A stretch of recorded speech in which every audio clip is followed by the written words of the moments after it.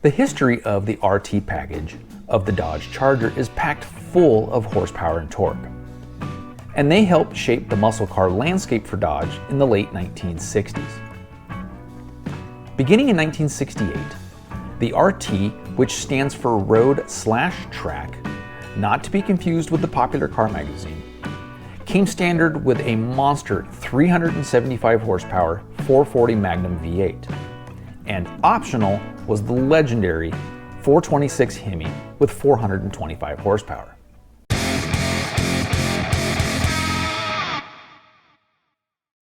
Part of what made the Charger RT so popular early on was the movie Bullitt, in which Steve McQueen chases a black Charger RT through the streets of San Francisco with his green Bullitt Mustang GT, one of the most legendary and iconic car chases in movie history. 1971 marked the final year you could get the RT package on a Dodge Charger, until 35 years later with the introduction of the LX platform Charger, introduced in 2005 as a 2006 model. For the first time, the Charger now came only as a four-door sedan, which in RT V8 trim makes it a unique four-door muscle sedan. They were developed in part by the then Daimler Chrysler Corporation, and they include lots of tech borrowed from Mercedes-Benz, including an available all-wheel drive system. The second generation of this platform, called LD, was introduced for 2011 with revised styling both inside and out.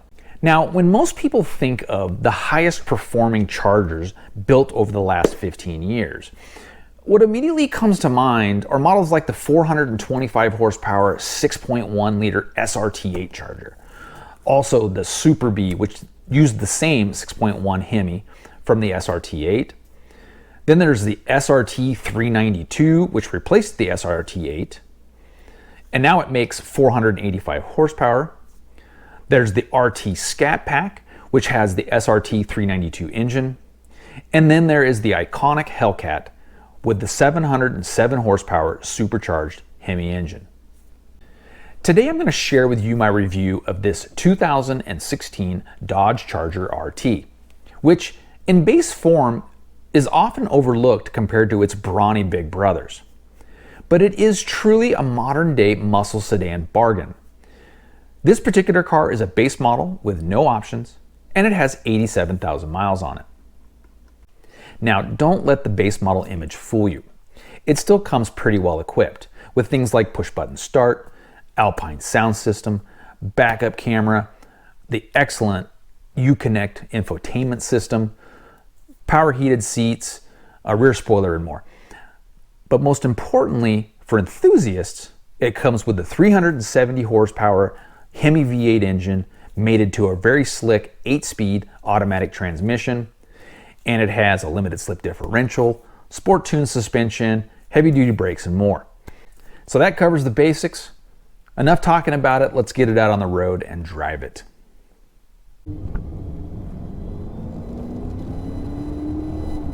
Definitely love the thrust from that Hemi.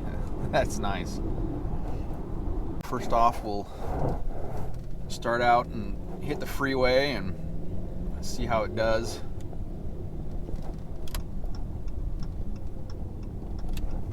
An on-ramp.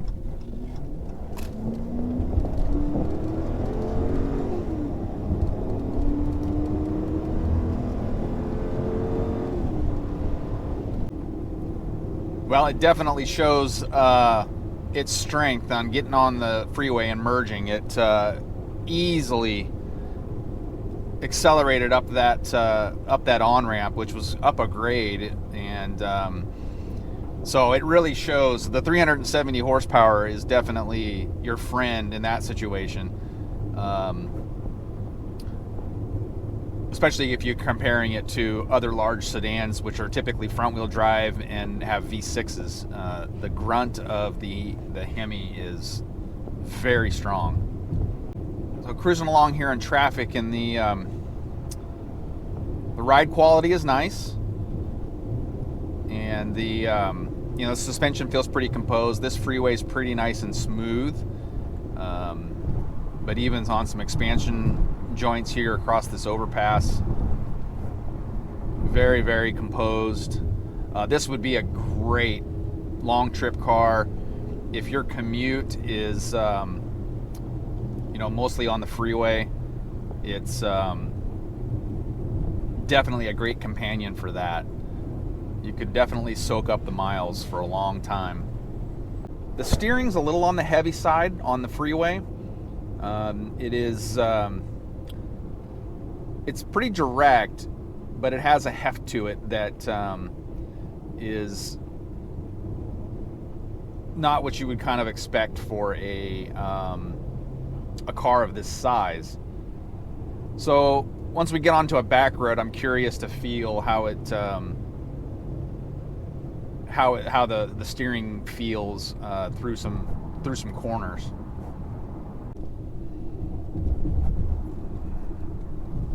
Brakes feel good. Definitely communicate pretty well.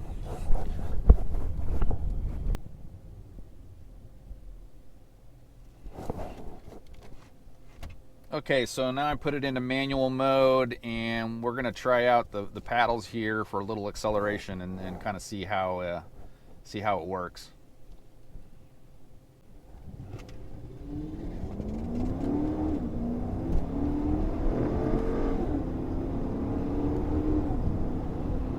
Not bad. That is not bad at all for a traditional torque converter automatic.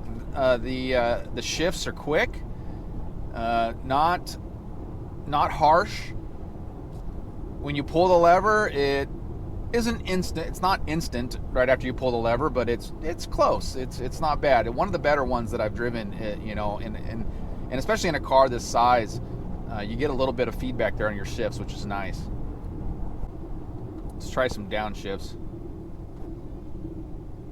So it doesn't blip the throttle on the downshift, so that's a little disappointing.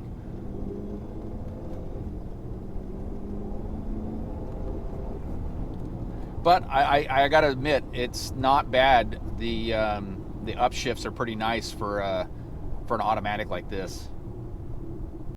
All right, we've gotten off the main roads, and we're gonna take some back roads here for a little bit and see how it feels and how it handles.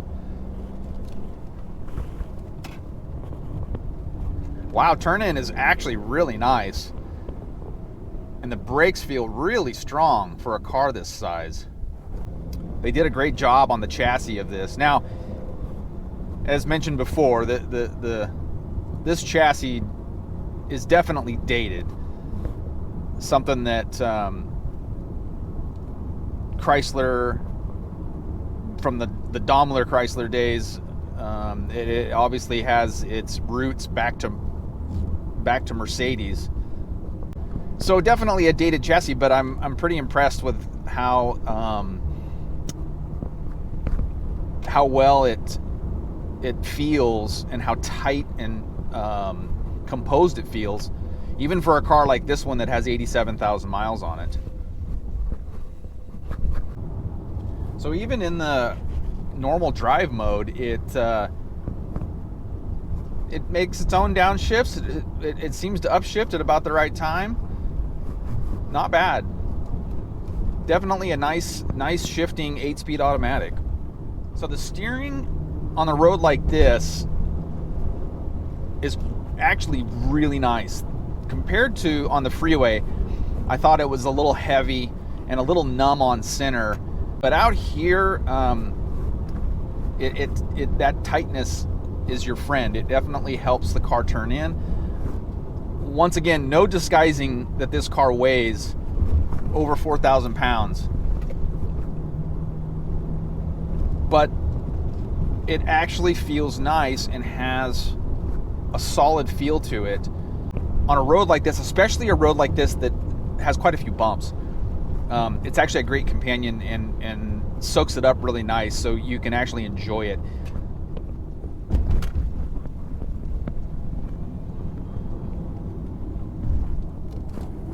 I'm actually really impressed. I did not expect this car to handle like this. The brakes are holding up well. Steering is nice. The motor has real good power and nice flexibility. It definitely has a good amount of torque in the lower rev range, but it still pulls really nicely up as the engine revs up.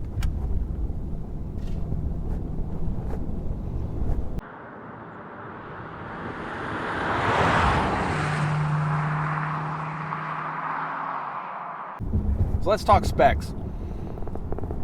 5.7 liter Hemi V8, 370 horsepower, 395 foot-pounds of torque, and all of that is mated to a 8-speed automatic. The 8-speed was new for the 2015 model year, and before that it had only been behind the V6 engines. So definitely an upgrade in performance there from the previous transmission. So the performance is very strong in this car. Even though it's over 4,300 pounds, you still have an 11.8 power to weight ratio, and it'll do 0 to 60 in 5.1 seconds, and it goes through the quarter mile in 13.6. So when you look at this car, especially at the price point right now, for used examples, anywhere from $15,000 to call it $20,000, depending on miles and condition, that's a lot of performance for the money. Adding to the fact that it's rear-wheel drive, which for the enthusiast is a big deal, and it definitely gives you that great handling feel of more like a German car, German sports sedan, and crisp handling. That while the car is heavy and you definitely feel it at all times, it actually has really good turn in and has a lot of grip through the corners. What I like about it is that it has a really nice ride and handling trade-off that you don't get in a lot of cars. As I mentioned before, on a bumpier road, it was very, very composed, and it didn't feel out of sorts. It didn't hop and skip over any of the bumps. It felt very glued down and absorbed it well, but still provided a high level of grip. So, what do you compare this car to? Well, there's certainly all the front-wheel drive sedans, whether it's a Chevy Impala, a Ford Fusion, and Japanese imports such as an Avalon or some Acuras. And then you can also compare it to rear-wheel drive cars such as BMW 5 Series, an Infiniti Q Series. You can also talk about Mercedes E-Class. Those are all cars that are of similar size and provide a similar package. The front-wheel drive cars are just not going to have the thrust and power that this Hemi gives you. And then the German cars, and even some of the cars like Acura and Infiniti, the price point's going to be above what this is going to be, assuming the same miles and condition. So it really does somewhat put this car into a class of its own. So if you like to tinker with your car and you like to do upgrades, this is another car that has an aftermarket that is so vast that sky's the limit on how much power you want to make, what you want to do to the suspension. It looks like it's pretty easy with some bolt-on modifications to put this at a level that's not far off of a 392 or a Scat Pack, and you would be undercutting the price point of those cars by quite a bit. The aftermarket support for these cars is very, very strong, and you don't have to look too far on the internet to find lots of great parts to make this car more fun if you wanted to.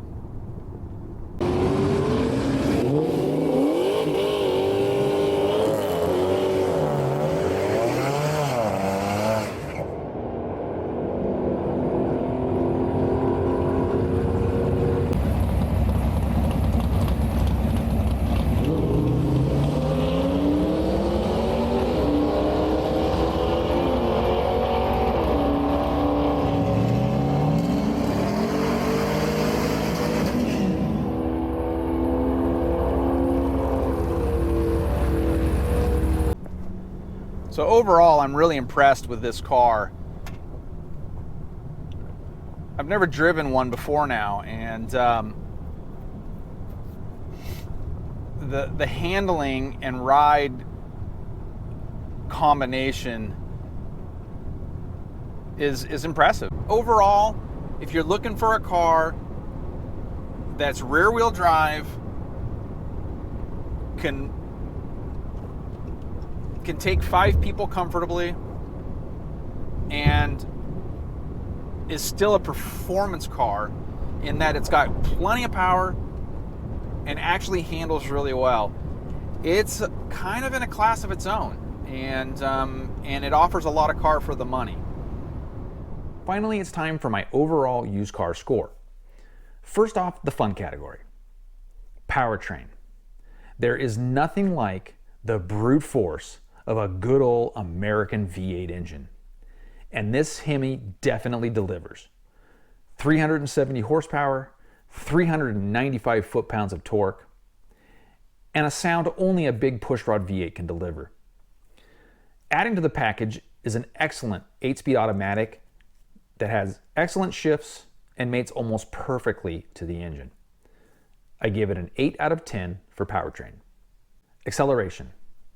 As you would expect, acceleration is pretty brisk, especially for a 4,300 pound car. 0 to 60 in 5.1 seconds and 13.6 through the quarter mile. Those are pretty strong numbers for a car that doubles as a large family sedan. So I give it an 8 out of 10 for acceleration. Handling. For handling, this car actually surprised me. It has good turn-in feel, solid grip, and a very composed chassis, especially on bumpy roads. However, tuning is on the softer side. You always feel how heavy the car is, and the steering was a bit heavy and numb on the freeway. So I give it a 6 out of 10 for handling.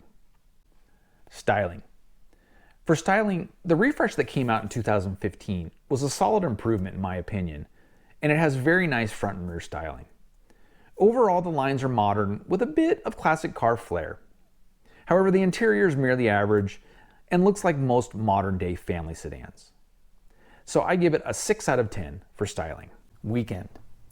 For the weekend score, this car is definitely a fantastic long-distance trip companion.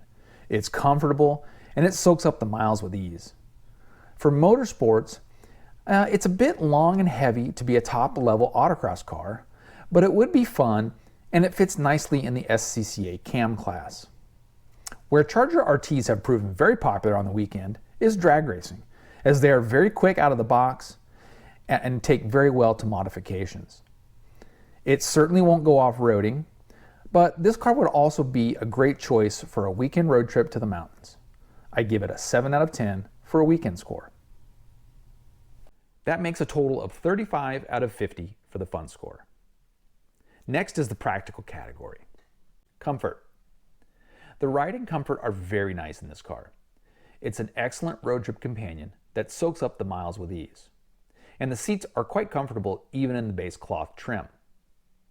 It also soaks up bumpy back roads very nicely, even though this car has some sport in its DNA.